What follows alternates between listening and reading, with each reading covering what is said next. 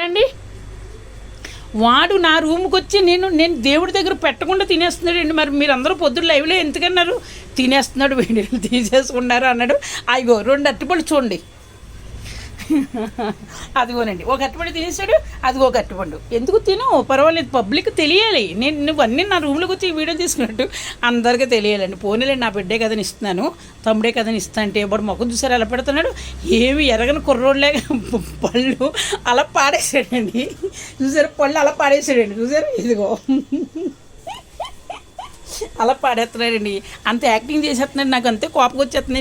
నేనేం చేయలేకపోతున్నానండి. మరి ఏం మంత్రం ఉఫు అని ఊదేడండి మన చెవుల్లోని.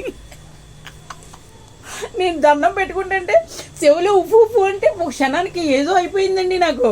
నిజంగానండి, నిజంగా మాట్లాడుతున్నాను. చెప్పింది అర్థం చేసుకోండి. అదిగో బుర్ర కోక్కుంటున్నాడండి. అంటే ఏం చెప్పాలో తెలియక.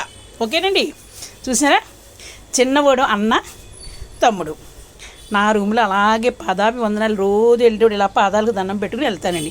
కానీ పూజ చేయాలి కదండి. ఇదిగో ఈ దేవుని తెచ్చుకున్నాను. చూసారా, ఈ సంవత్సరం చాలా చాలా